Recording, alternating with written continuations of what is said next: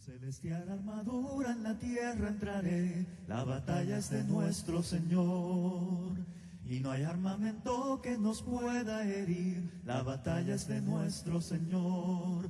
Y cantamos, gloria a Dios, fuerza y honor al Señor. Y cantamos, con poder, fuerza y honor al Señor.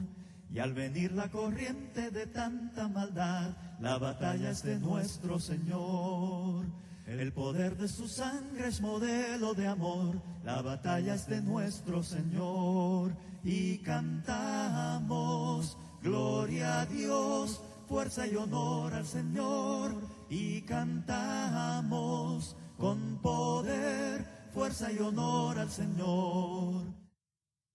Por lo que has hecho agradezco, por todo lo que vas a hacer. Lo que tú eres en tu gran bondad es lo que me ha hecho vivir. Cristo, doy gracias y doy gracias, gracias, y doy gracias, gracias y doy gracias. Gracias, y doy gracias. Gracias por amarme y librarme del mal, por dar tu vida tan solo por mí te agradezco, Dios. Yo te agradezco, Dios. Te doy las gracias. Gracias. Vagaba yo en oscuridad hasta que vi a Jesús, mas por su amor y su verdad ya vivo en plena luz. A tiempo y fuera de tiempo, la palabra de Dios para ti. Un programa en el que la palabra de Dios es proclamada, presentándote una variedad de temas doctrinales, morales, alentadores y devocionales para la edificación del espíritu y para fortalecer tu relación con Dios.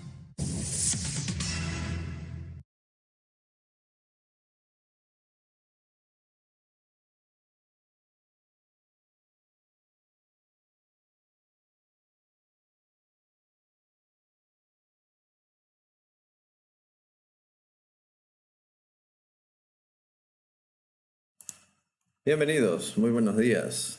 Este es su servidor Juan Abanto y esto es A Tiempo y Fuera de Tiempo. Tenemos a Dios gracias la oportunidad de hacer nuevamente esta transmisión y pues compartir este tiempo con todos ustedes, muy felices, muy contentos de saber que nos acompañan y de saber de que estamos haciendo nuestro mejor esfuerzo para seguir aprendiendo, conociendo mejor la voluntad del Señor.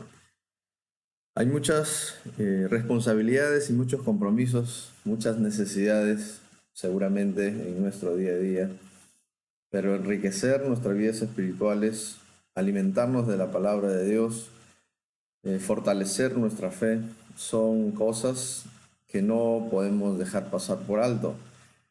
Y en ese sentido, estudiar la palabra de Dios, invertir tiempo en las cosas de Dios realmente vale la pena. Damos a todos ustedes una cordial bienvenida. Bienvenidos a Tiempo y Fuera de Tiempo. Vamos a hacer una oración. Amoroso Padre nuestro que estás en los cielos, te alabamos, oh Señor, te damos las gracias por este precioso día. Gracias por todas las bendiciones que tú nos haces llegar y gracias también por permitirnos estudiar, escudriñar tu palabra. Te pedimos por favor que nos bendigas con sabiduría y entendimiento, nos des corazones dóciles para entender tu mensaje.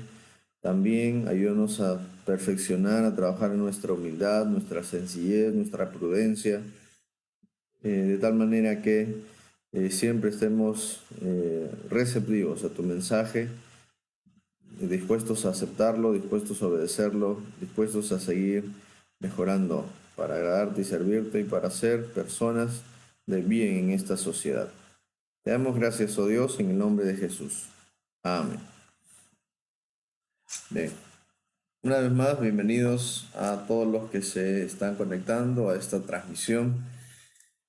El día de hoy vamos a dar inicio a una serie corta sobre la relación que tiene el cristiano y la vida, vamos a decir así, la vida política, la relación que tiene el cristiano con la sociedad en conexión con la política.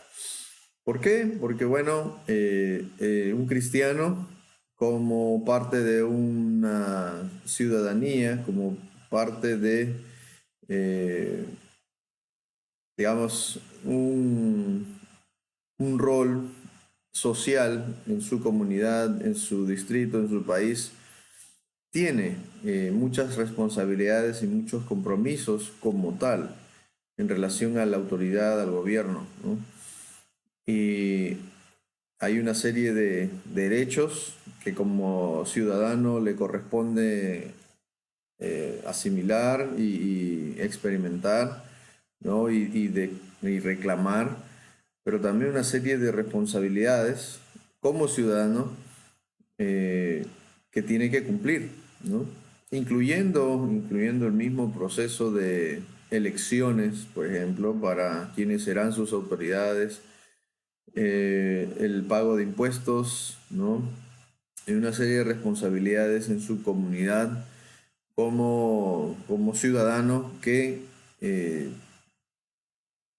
tiene que asegurarse de cumplir para que su testimonio, para que su presencia como cristiano no se vea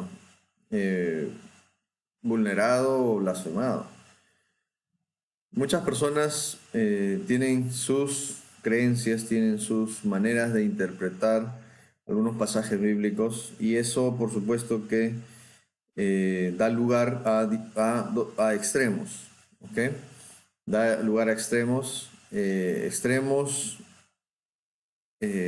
muy, muy fuertes, que han dado lugar y siguen dando lugar a una serie de polémicas, una serie de cuestionamientos, ¿no? Para aquellos que se dicen ser gente religiosa, pero que sin embargo con su conducta, su comportamiento, sus maneras de hacer las cosas, dicen totalmente lo contrario, ¿no? A lo que profesan o a lo que predican. Muchas cosas perversas y sanguinarias se han hecho en pro de la fe o en pro de la religión o en pro de la iglesia, ¿no?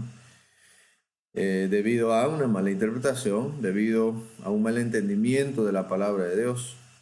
Entonces hemos sabido de cristianos, ¿no? Que en pro de la fe, en pro de la justicia, han atentado, ¿no? Han ido en contra de la misma vida del ser humano, ¿no? En algunos siglos atrás, pretendiendo una santidad, pretendiendo una pureza religiosa, no solamente para con ellos, sino en sus ámbitos que los han rodeado. Iniciaron una especie de cacería de gente con la intención de limpiar, con la intención de adoptar la postura de jueces y verdugos, ¿no? Todo con la intención de hacer, entre comillas, algo para el Señor.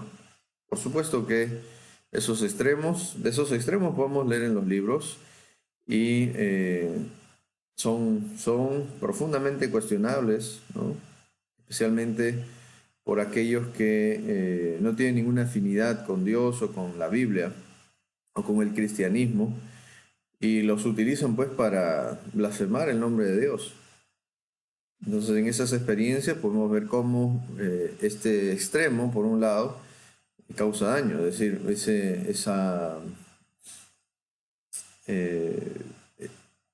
ese esfuerzo extremo por hacer las cosas para Dios, pero de una forma en la que se atenta contra los derechos, la vida, ¿no? La integridad del ser humano. Y por otro lado, el extremo de aquellos que interpretan ciertos pasajes bíblicos eh, también en dirección hacia otro extremo, el extremo de la anarquía, el extremo de la rebelión, el extremo del terrorismo, el extremo del conflicto, ¿no? Eh, Adoptando una postura, digamos, nacionalista, ¿no? Una postura en la que lo que quieren defender es sus derechos más básicos, ¿no?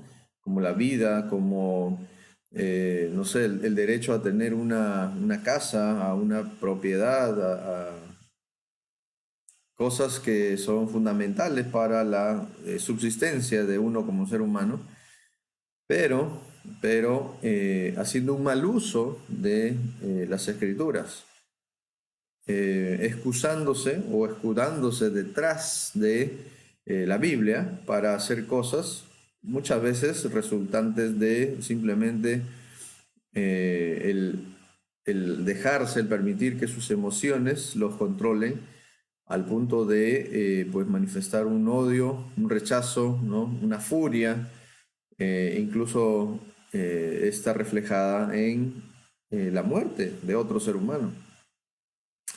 Entonces, los cristianos necesitan mantenerse en una postura en la que hay un compromiso serio con la interpretación de la palabra de Dios, en la que el asegurarse de entender el mensaje de la palabra de Dios de una forma adecuada es vital para ellos, puesto que esa interpretación, el resultado de esa interpretación de la palabra de Dios, pues va a hacer que ellos tengan ciertos modos de conducta, ciertos estilos de vida que puedan dar honra y gloria a Dios, que puedan dar un buen testimonio, que puedan dar un buen ejemplo a los demás, a los miembros de la iglesia, a los miembros de la comunidad cristiana, ¿no? A otros, entre comillas, creyentes, ¿no? De lo que significa ser un verdadero hijo de Dios, pero también a aquellos que no lo son. Mucha gente que no es cristiana, al ver la conducta de los creyentes, la buena conducta de los creyentes, se sienten motivados a acercarse al Señor porque consideran que esa es la manera de hacer las cosas, que esa es la manera de vivir la vida. Entonces es muy importante el impacto que tiene un adecuado estudio de la palabra de Dios en nuestra vida social, ¿no? En nuestra manera de conducirnos como ciudadanos, como gente que vive dentro de una comunidad, un distrito, un país, ¿no?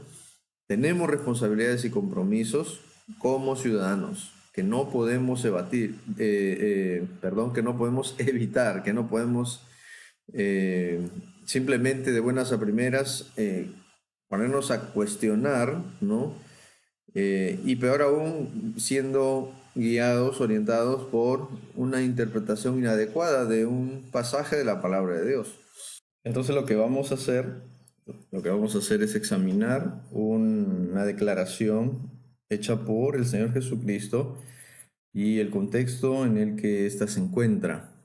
¿Okay? Todo con la intención de asegurarnos pues de llegar a entender cómo es que se debería de utilizar en todo caso esta referencia cuando de alguna u otra manera tengamos que responder frente a esos derechos y responsabilidades que como ciudadanos en nuestra comunidad, en nuestro distrito, en nuestro país tenemos que cumplir. Así que una vez más, si algunos se han conectado recién en la transmisión o están visualizando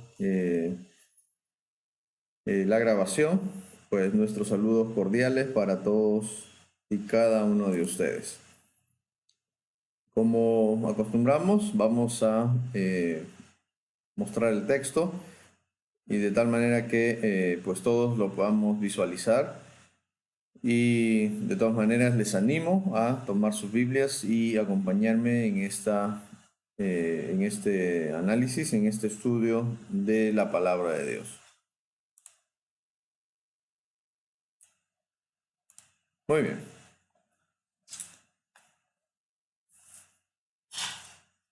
A César lo que es del César y a Dios lo que es de Dios.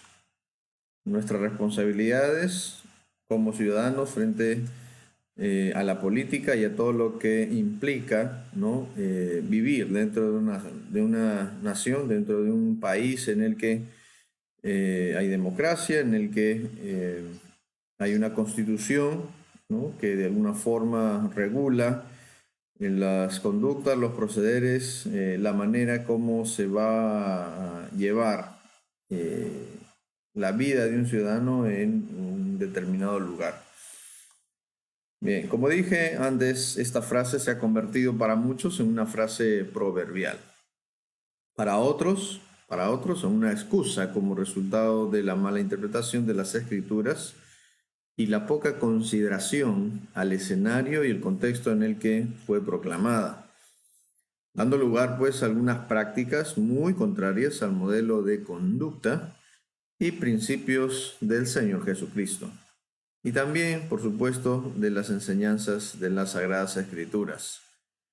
Vamos a examinar por algunos minutos el texto bíblico con la intención de poder dar más luz respecto a lo que el Señor quiso realmente decir con sus palabras y podamos hacer las correctas aplicaciones hoy en nuestro propio contexto y circunstancias.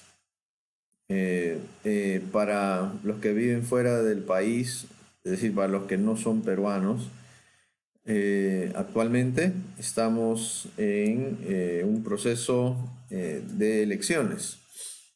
Entonces ya hemos pasado una primera vuelta en la que se depuró una serie de candidatos que estaban postulando para el sillón presidencial.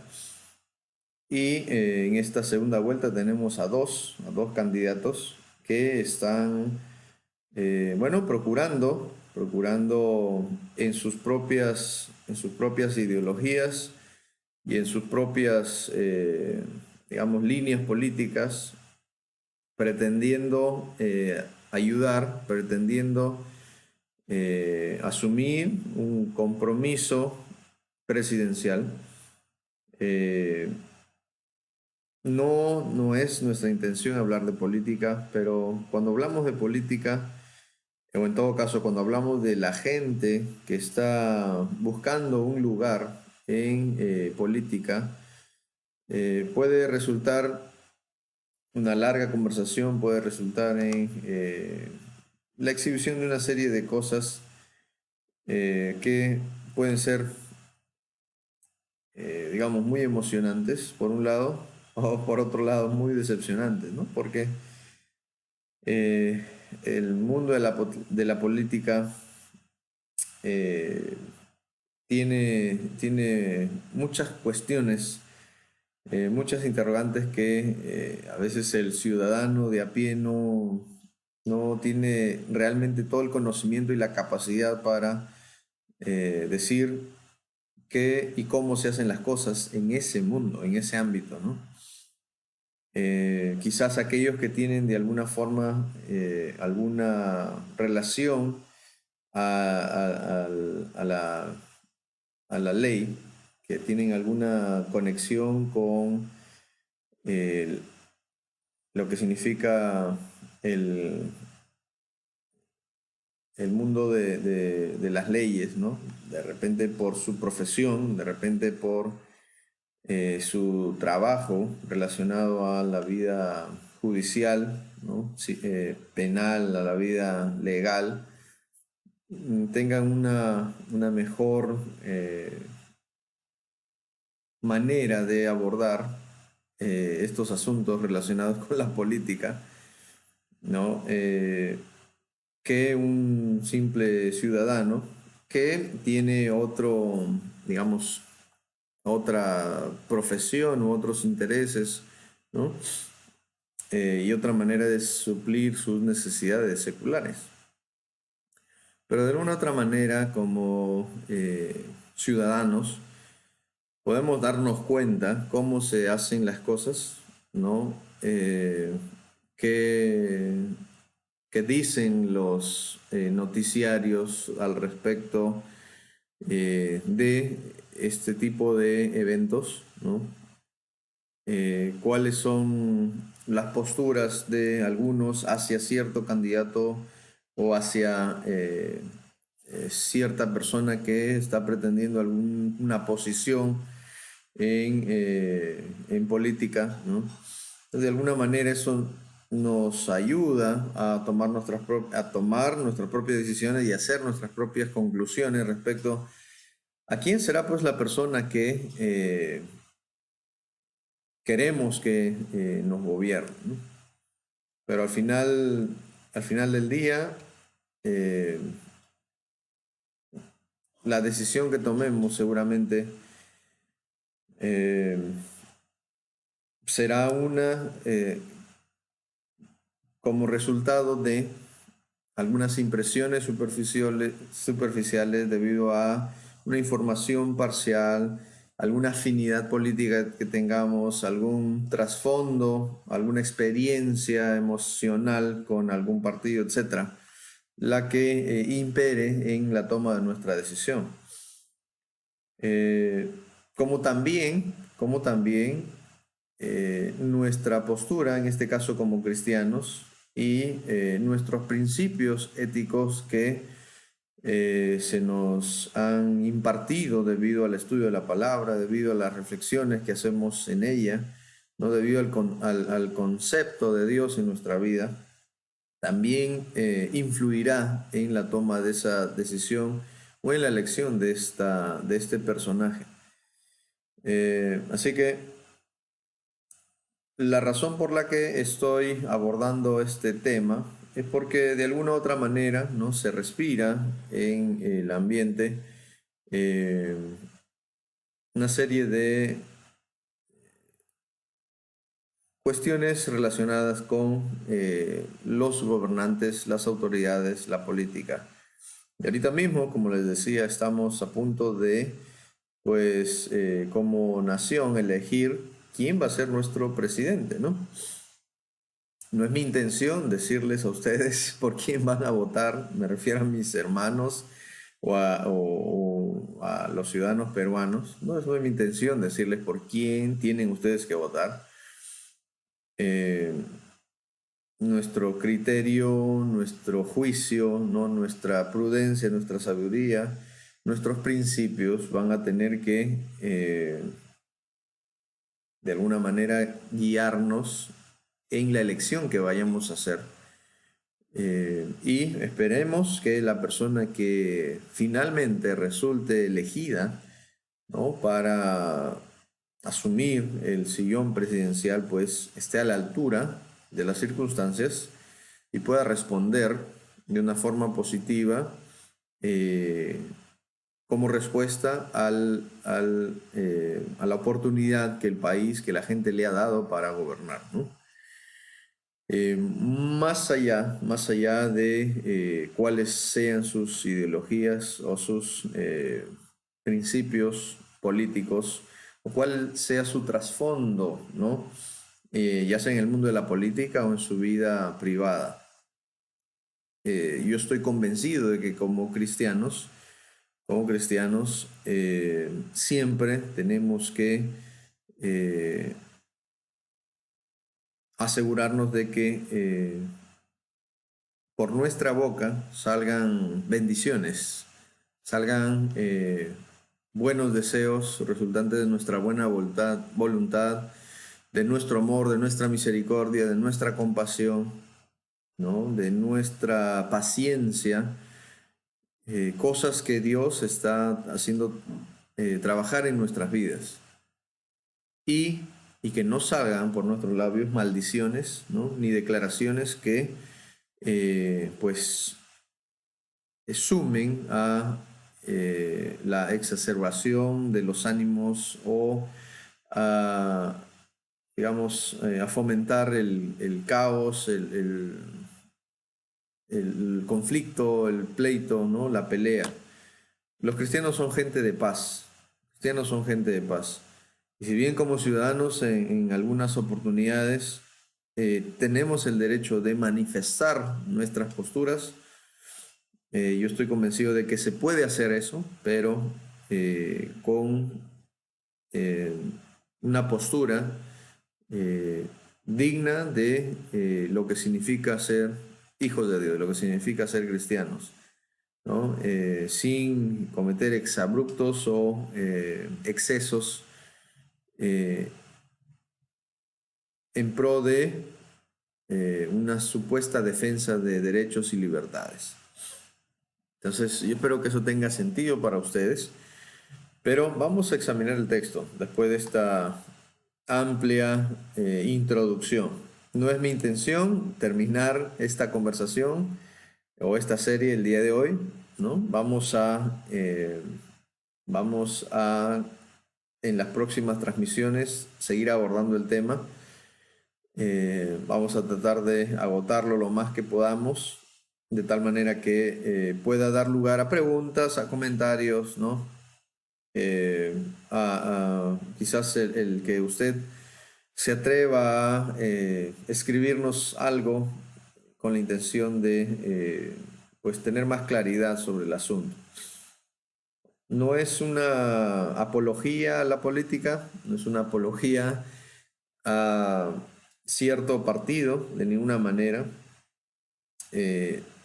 pero como cristianos que somos, necesitamos, ¿no? Necesitamos tener una orientación espiritual respecto a un escenario en el que, como el nuestro, se está poniendo cada vez más caliente, más candente, ¿no?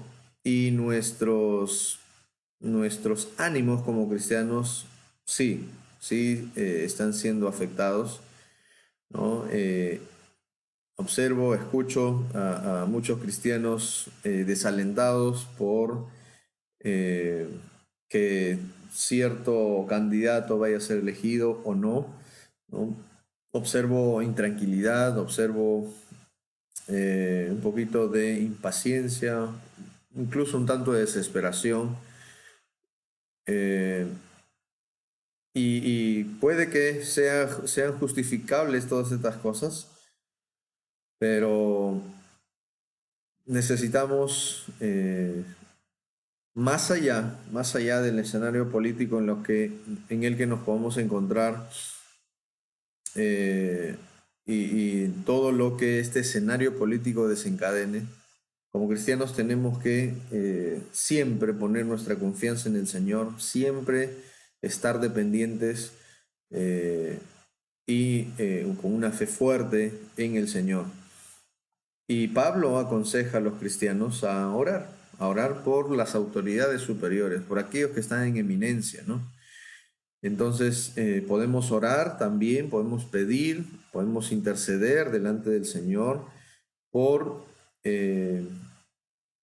que nuestro país sea bendecido con un político, ¿no? Que pueda realmente servir al pueblo, servir a la comunidad.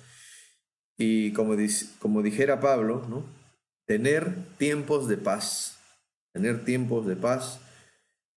los que podamos seguir haciendo la obra del Señor, tiempos de paz para seguir predicando el Evangelio, tiempos de paz, tiempos de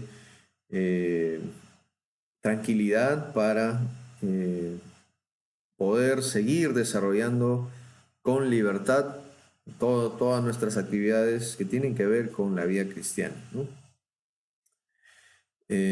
Cosa que en ciertas, digamos, líneas políticas, eso se restringe, eso se limita. Pero eso es, digamos, para una clase en un aula, ¿no? En el que el tiempo es quizás más factible para iniciar debates y conversaciones al respecto. El tiempo es un poco limitado por este medio.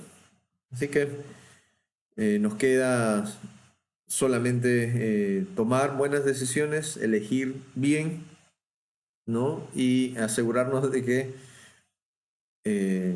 quien sea finalmente la persona elegida tengamos una conducta en respuesta a esa elección a la altura de nuestra investidura, de nuestra identidad como cristianos, como hijos de Dios. ¿Ok? Bien. Seguramente habrán cuestionamientos, habrán algunas sugerencias, algunas ideas que ustedes quieran compartir después de haberme escuchado este poco de tiempo hablando acerca de esto. Y les invito a hacerlo, ¿no? Permítanos conocer sus ideas, permítanos conocer sus pensamientos al respecto.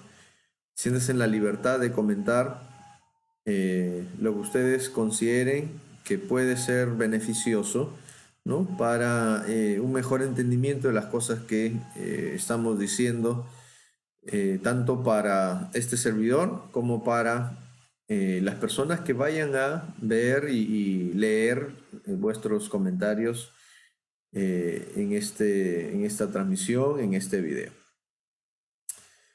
Bien, vamos entonces a considerar algunas preguntas importantes mientras examinamos la declaración que tenemos ya en pantalla en Lucas 20, 19 al 26. Esta escena está registrada también en Mateo y en Marcos. Entonces, ya cuando entremos al texto, lo que vamos a hacer es hacer algunos paralelos con estos otros pasajes del Nuevo Testamento que contienen también esta narración. ¿Ya? Cuando me refería a las preguntas, considero que estas son 3 preguntas importantes que nos van a ayudar a mantenernos en una línea de estudio, una línea de análisis, una línea de conversación en cuanto al tema. Si ustedes tuvieran algunas otras preguntas que ayudarían a expandir más la conversación o el tema, yo les invito a hacerlo y lo vamos a incluir en nuestra conversación, en nuestro estudio. ¿Okay? Así que, por favor, siéntese en la libertad de hacerlo. Pero yo tengo aquí 3 preguntas formuladas que espero nos ayuden a mantener una línea de conversación alturada, ¿no? Y prudente mientras examinamos el texto. Número 1, ¿cuál es el significado de la expresión dada al César lo que es del César y a Dios lo que es de Dios? ¿Okay? Lo tenemos aquí en Lucas 20, 25. ¿Okay? Ustedes pueden leer eso. Entonces les dijo, pues dad a César lo que es de César y a Dios lo que es de Dios. Tenemos ahí la declaración del Señor. Entonces la primera pregunta es, ¿cuál es el significado de esta expresión? ¿Qué significa? ¿Qué es lo que realmente Jesús quiso decir? Y esta pregunta lo que va a hacer es trazar un límite entre esos 2 extremos que hemos mencionado más temprano. ¿Okay? El extremo de hacer las cosas en el nombre de Dios, pero de una forma inapropiada, de una forma incorrecta, incluso recurriendo a las armas y a la fuerza militar, ¿no? Y el extremo de la rebelión o de la anarquía, ¿no? El extremo de aquellos que en el nombre de Dios simplemente se ponen al margen y se aíslan de todos esos deberes y responsabilidades como ciudadanos en una nación, ¿no? Y entonces no quieren someterse a las reglas que son impuestas por un gobierno, ¿no?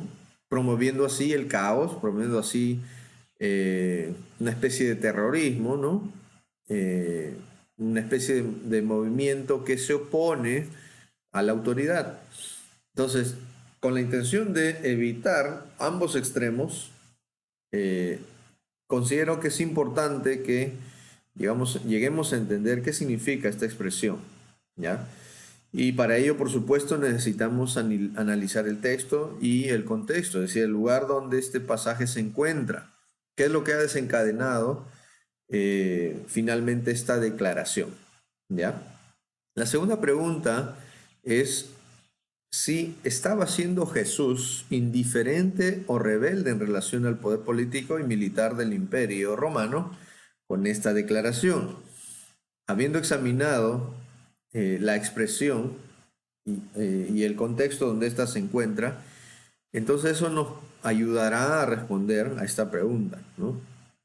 Si Jesús estaba siendo indiferente o rebelde en relación al poder político y militar del imperio con su declaración, ¿ya? Y si así fuera, ¿cuáles serían las implicaciones de esa postura del Señor? ¿Ok? Y si no, obviamente también cuáles son las implicaciones de su postura en cuanto al gobierno. Y número 3, si se debe interpretar como una licencia para evadir nuestras responsabilidades civiles o como ciudadanos frente a la autoridad y el gobierno. Es decir, ¿es esta declaración una licencia, un permiso para no asumir nuestras responsabilidades civiles o nuestras responsabilidades como ciudadanos frente a la autoridad y al gobierno? ¿Ok? Entonces, como les dije, si ustedes tienen una pregunta adicional en torno a esta declaración, siéntanse en la libertad de hacerlo, por favor, ¿sí? Y ayúdenos a nutrir y a complementar esta información que queremos compartir con todos ustedes. Muy bien, lo que vamos a hacer ahora es analizar un poquito el contexto, ¿ok? No nos vamos a meter directamente en el texto y examinarlo de lleno, pero vamos a examinar el contexto, ¿sí? En el 20:25, como dije, está la declaración: den al César lo que es del César y a Dios lo que es de Dios. Pero es importante que antes de que demos respuesta a esas tres preguntas que hemos mencionado previamente, consideremos el entorno en el que se desarrolla la escena, ¿sí? Entonces, vamos a mencionar algunas cosas en esta parte final de esta transmisión. Bien, es importante entonces que consideremos el escenario, el contexto. Y en primer lugar, las escenas giran en torno a la última semana del ministerio terrenal del Señor antes de su crucifixión, ¿no? Antes de su resurrección.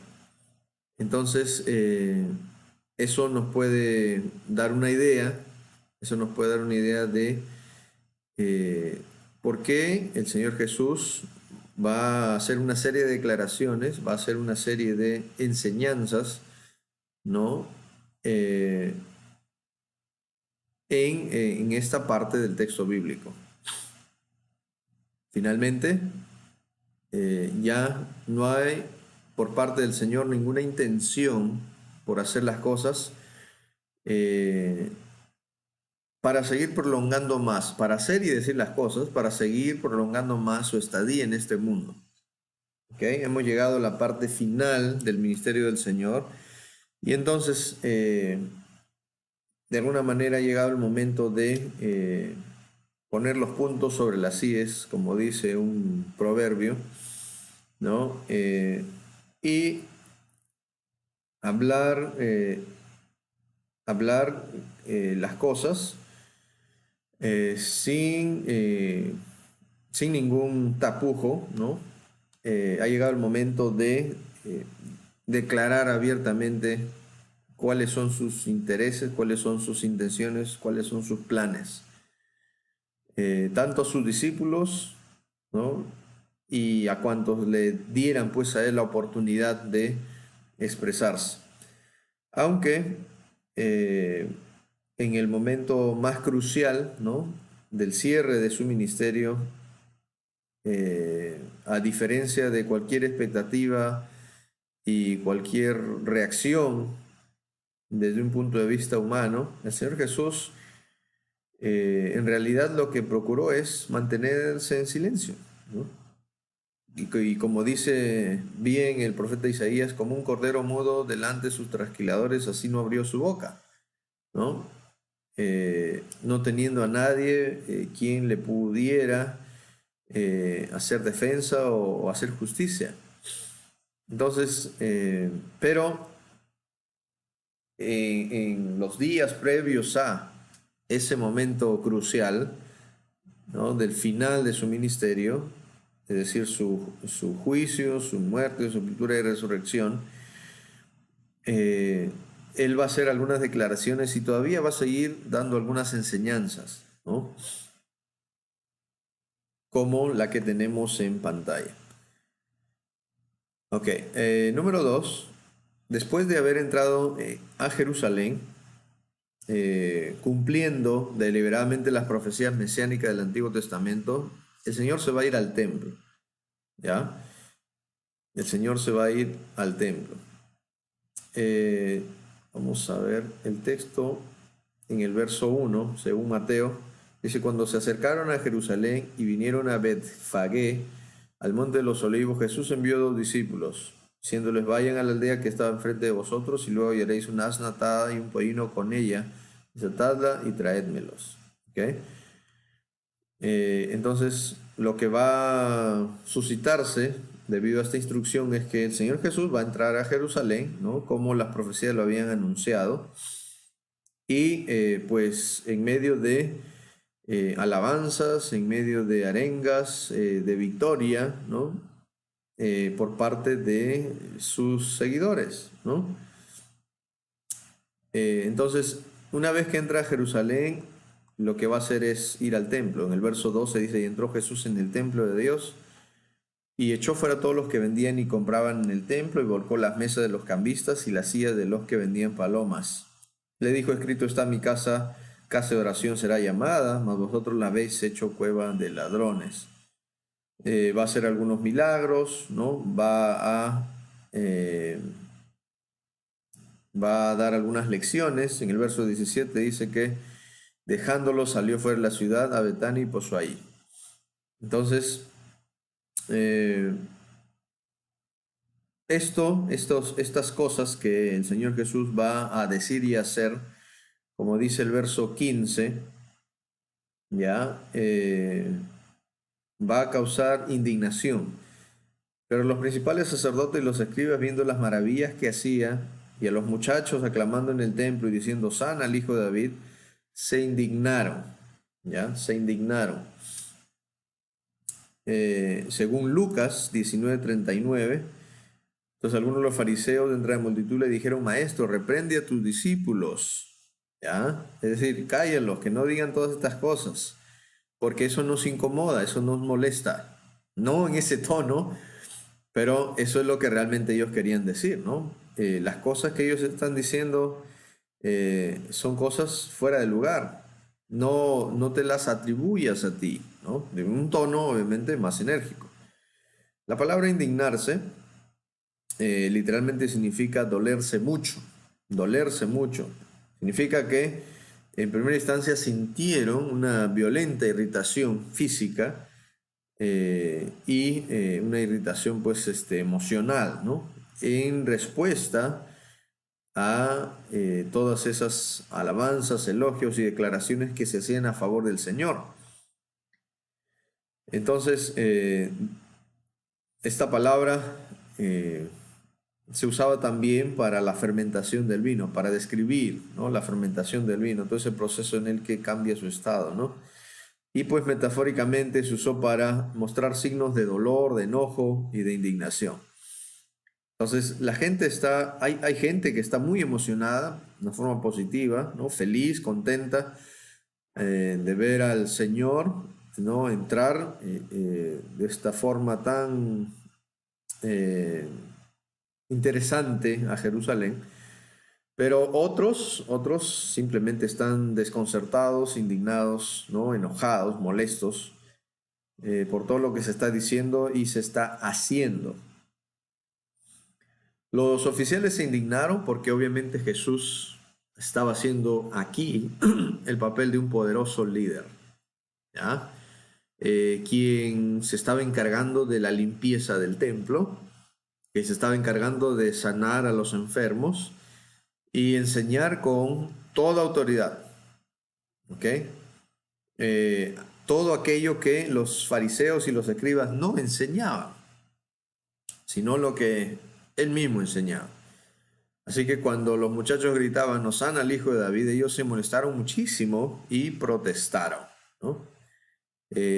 Con toda hipocresía condenaron lo que deberían aprobar y aprobaron lo que deberían haber condenado. Me refiero aquí a la práctica de los mercaderes en el templo, ¿no? Realmente habían convertido la casa de Dios en una cueva de ladrones, un mercado, ¿no? En el que se hacían toda una serie de transacciones y negocios ilícitos o ilegales, ¿no?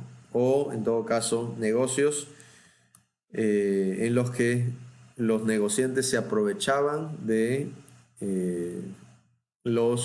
de la gente piadosa, la gente que venía pues a adorar a Dios en el templo, especialmente en este tipo de festividades. La Pascua está a puertas y entonces pues es una oportunidad para negociar, para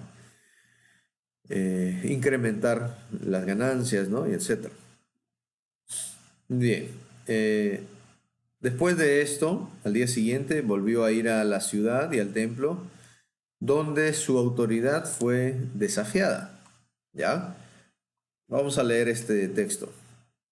Cuando vino al templo, los principales sacerdotes y los ancianos del pueblo se acercaron a él mientras enseñaba y le dijeron, ¿con qué autoridad haces estas cosas? ¿Ok? Considere esta palabrita. ¿Ya? Vamos a mantenerlo en nuestra mente. ¿Con qué autoridad haces estas cosas? ¿Y quién te dio esta autoridad? ¿Ok? ¿De dónde tienes tú esta autoridad? ¿Por qué haces estas cosas? ¿Qué derecho tienes para hacer lo que haces? Respondiendo Jesús les dijo, yo también os haré una pregunta, y si me la contestáis, también yo os diré con qué autoridad hago estas cosas. ¿Ya? Yo les voy a declarar con qué autoridad hago estas cosas, por qué estoy haciendo estas cosas, pero antes, si ustedes me responden también a mí una pregunta. Verso 25, el bautismo de Juan, ¿de dónde era? ¿Del cielo o de los hombres? Ellos entonces discutían entre sí diciendo, si decimos del cielo nos dirá, ¿por qué pues no le creísteis? Y si decimos de los hombres, tememos al pueblo porque todos tienen a Juan por profeta. Y respondiendo a Jesús dijeron, no sabemos. Vaya respuesta, ¿no? Vaya respuesta, no sabemos. Y él también les dijo, tampoco yo os digo, ok, ahí está, tampoco yo os digo con qué autoridad hago estas cosas. Bien, esto también lo tenemos, este relato lo tenemos en Lucas 20, 1 al 8, ¿ya? Digamos para cotejar, ¿no? Lucas, Marcos. Entonces la autoridad del Señor Jesús está siendo desafiada por parte de los principales sacerdotes y los escribas. Lucas 21 dice, sucedió un día que enseñando Jesús al pueblo en el templo y anunciando el evangelio, llegaron los principales sacerdotes, los escribas y con los ancianos. ¿Ya? Esta es toda la gente que viene delante del Señor para cuestionar, ¿no? Entonces tenemos a los sacerdotes, los escribas y los ancianos como responsables de este interrogatorio. Y después de pues la respuesta del Señor Jesús, como resultado de la respuesta que dieron ellos a su pregunta, ¿no? De que no sabían por la autoridad de quién o en nombre de quién bautizaba a Juan, ¿no? De hecho la sabían, de hecho lo habían escuchado de los propios labios de Juan, ¿ok? Con qué autoridad es que él predicaba o por qué estaba ejerciendo su ministerio, ¿no? Incluso en algún momento les dijo cosas bastante fuertes a ellos por su estilo de conducta, por su forma de proceder. Juan el Bautista los confrontó cara a cara a ellos. Generación de víboras, les dijo, ¿no? Entonces, de alguna manera ellos sabían, de alguna manera ellos tenían la información, el conocimiento de por qué razón y qué es lo que hacía Juan el Bautista, ¿no? Y exhiben ese conocimiento cuando dicen ellos, si decimos que del cielo, entonces Él nos dirá por qué no le creyeron, ¿no? Ellos podían decir ciertamente que el ministerio de Juan o el bautismo de Juan era del cielo, es decir, por la autoridad de Dios. Pero si lo hacían, entonces la interrogante es ¿por qué no hicieron o creyeron a su mensaje? ¿Por qué ustedes no se bautizaron también? ¿No? Y por supuesto ellos no iban a estar dispuestos a admitir que estaban equivocados, ¿no? Y luego también, ¿no?, cavilaron que si decían que era de los hombres, temían al pueblo porque todos tenían a Juan por profeta. ¿Ok? Los judíos no iban a aceptar que Juan el Bautista haya estado predicando y bautizando a la gente por la autoridad o en nombre de los hombres, ¿no?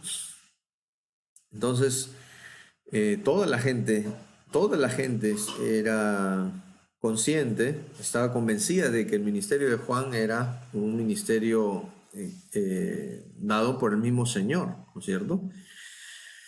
Entonces, debido a esa forma de responder, de analizar la pregunta del Señor Jesús y de responder, no sabemos, entonces el Señor Jesús tampoco, en sus propias palabras, tampoco yo os digo con qué autoridad hago estas cosas, ¿ya? Pero ya podemos notar una postura, ¿no?, en cuanto a el Señor Jesús, una actitud en cuanto al Señor Jesús, desde el momento en que es intervenido para cuestionarle con qué autoridad Él está haciendo estas cosas. Entonces, al exhibir, ¿no?, su inconsecuencia, con esta forma tan sabia, ¿no?, tan astuta de manejar esta situación, Él les va a contar una parábola, ¿ya? Él les va a contar una parábola. Una parábola que ellos van a comprender, ¿ya? Que ellos van a comprender y más aún van a caldear sus ánimos. Mateo 21:33 dice, oíd. Bueno, está la parábola de los dos hijos en el capítulo 21 del 28 al 32 y la parábola de los labradores, capítulo 21, 33 hasta el 46, ¿ya? En la parte final de este capítulo dice en el verso 45, y oyendo sus parábolas, los principales sacerdotes y los fariseos, y por supuesto los ancianos también, quienes están aquí, entendieron que hablaba de ellos. ¿Ya? Es decir, toda esta ilustración que ha hecho el maestro o este señor en estas parábolas tiene que ver con nosotros. Somos nosotros los que estamos aquí ejemplificados en estas ilustraciones que está haciendo Jesús. Y entendieron que hablaba de ellos. Llegaron a, debido a la acusación de sus conciencias, a pensar dentro de sí que se trataba de ellos, ¿no? Con sus actitudes, con sus posturas, con sus juicios, ¿no?, con sus doctrinas y con todo lo que ellos hicieran y dijeran, eran ellos los que se habían estado oponiendo permanente y constantemente al Señor, ¿no? Al simplemente no tener la disposición de escuchar y de hacer lo que este predicador o este mensajero estaba proclamando, ¿no? Entendieron que hablaba de ellos. Y dice el verso 46, pero al buscar cómo echarle mano, temían al pueblo, porque éste le tenía por profeta. Otra vez, ¿no? La misma situación que con Juan el Bautista. Ellos tenían miedo del pueblo porque el pueblo lo tenía al Señor como profeta, como mensajero. Entonces, para el pueblo de Israel, para el pueblo de Dios, Jesús era un hombre íntegro, un hombre cuyas enseñanzas eran totalmente diferentes a las de los fariseos, de los maestros de la ley, los escribas, ¿no? Totalmente diferente y digno de escuchar y de hacer las cosas que él les enseñaba. Bien.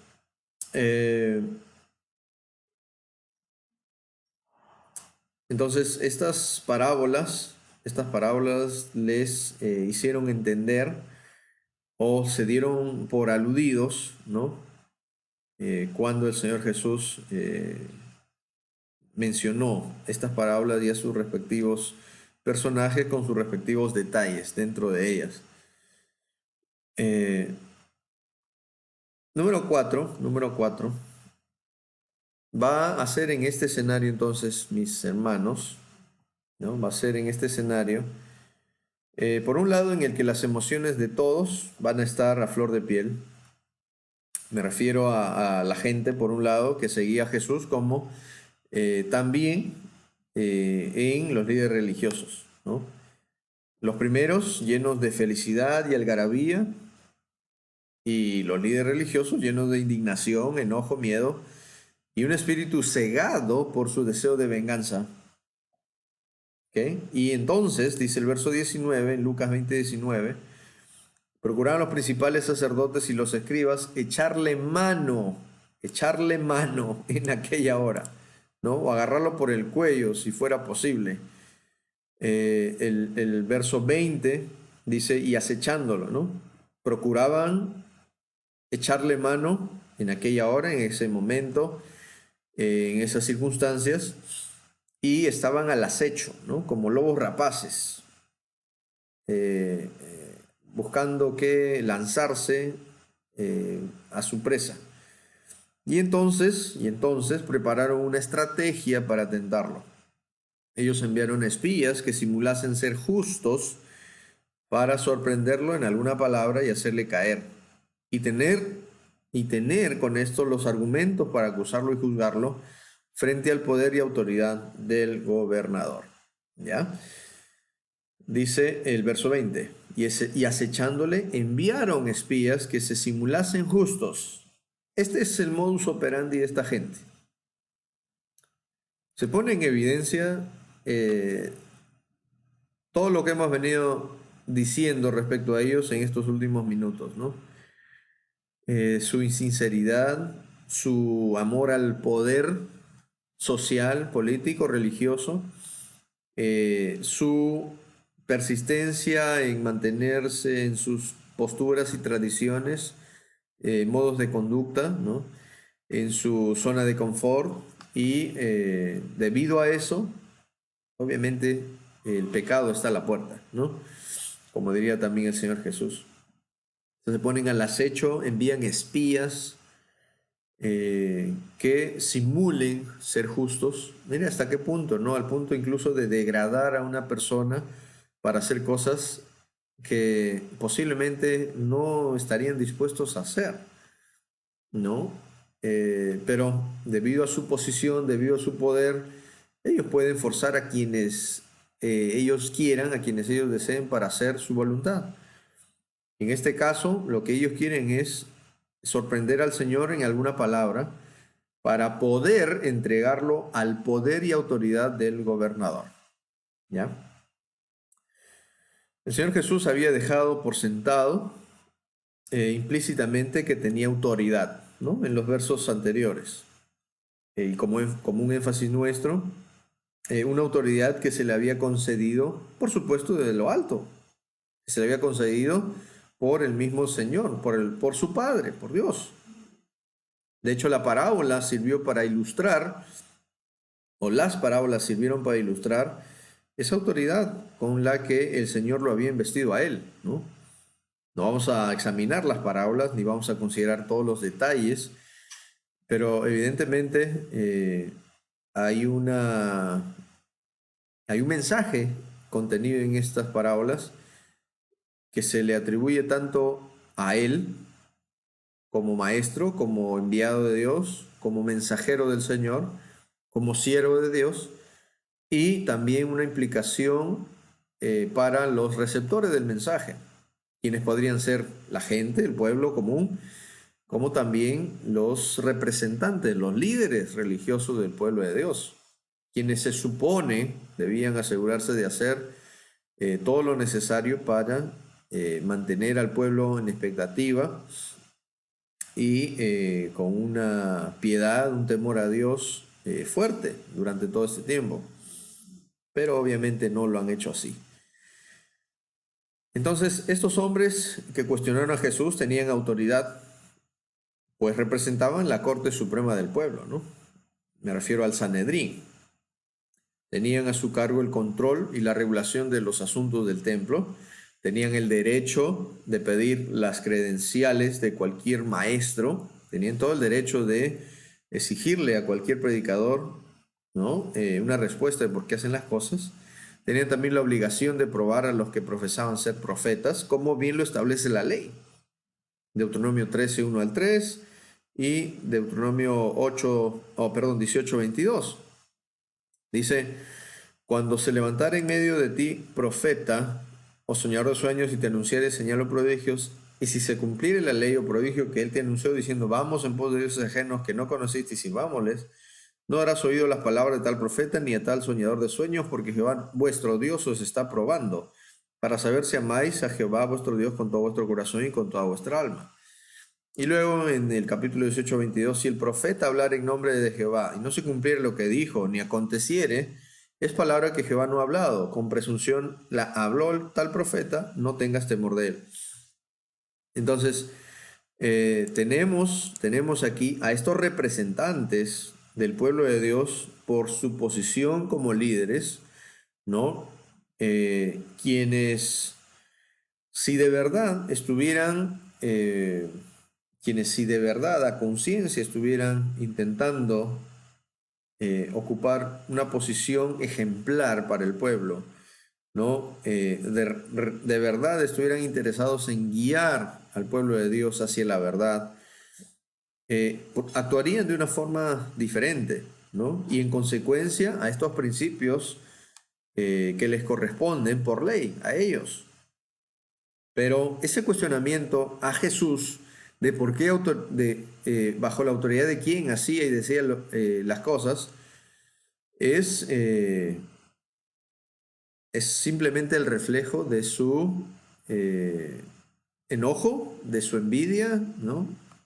De su inconsistencia entre lo que decían y hacían.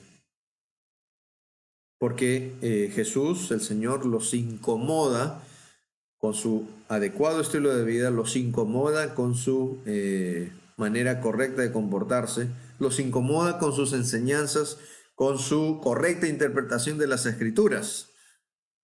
Los está incomodando, los está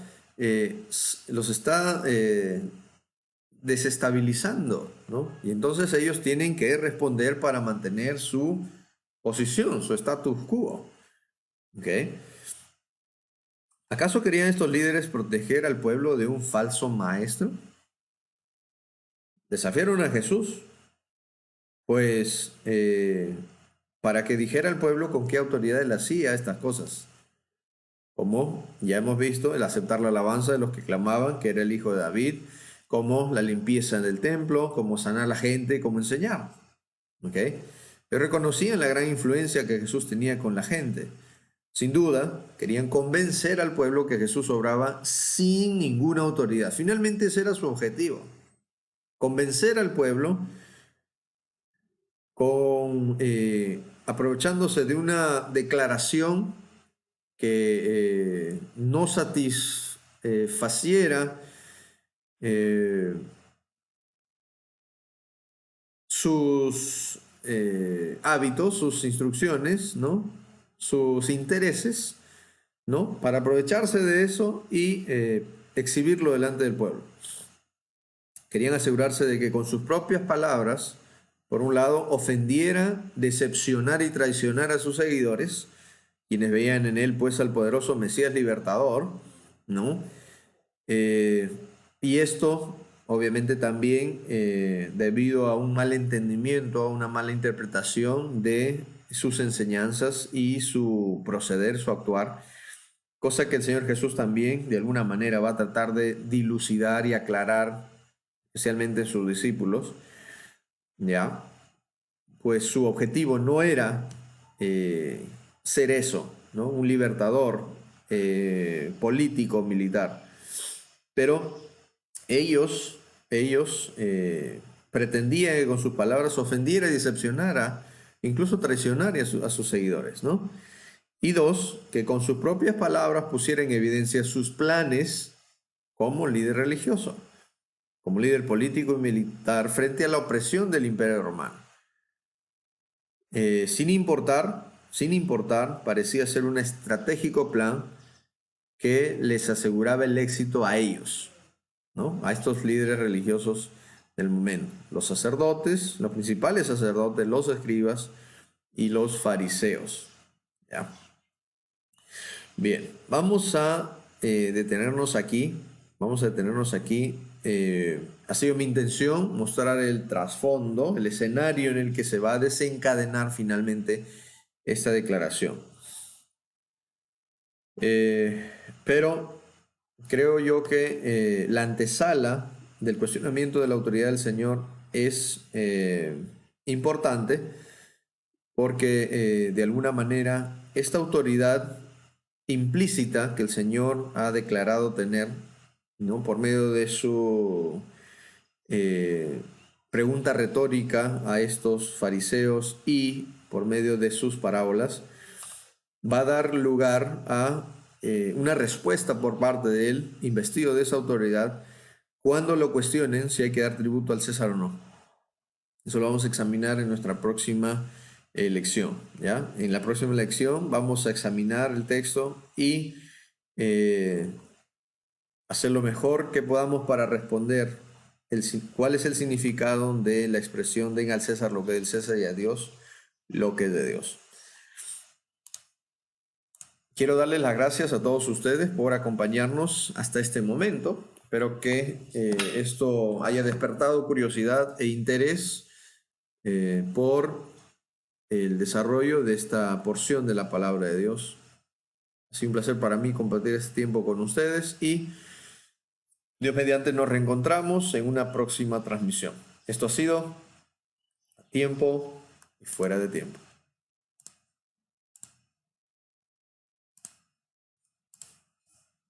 Vagaba yo en oscuridad hasta que vi a Jesús, mas por su amor y su verdad ya vivo en plena luz. Gozo y luz hay en mi alma hoy, gozo y luz hay, ya que salvo soy.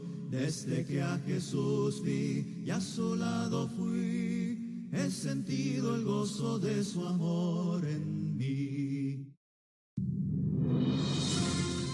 A tiempo y fuera de tiempo. La palabra de Dios para ti. Un programa en el que la palabra de Dios es proclamada, presentándote una variedad de temas doctrinales, morales, alentadores y devocionales para la edificación del espíritu y para fortalecer tu relación con Dios.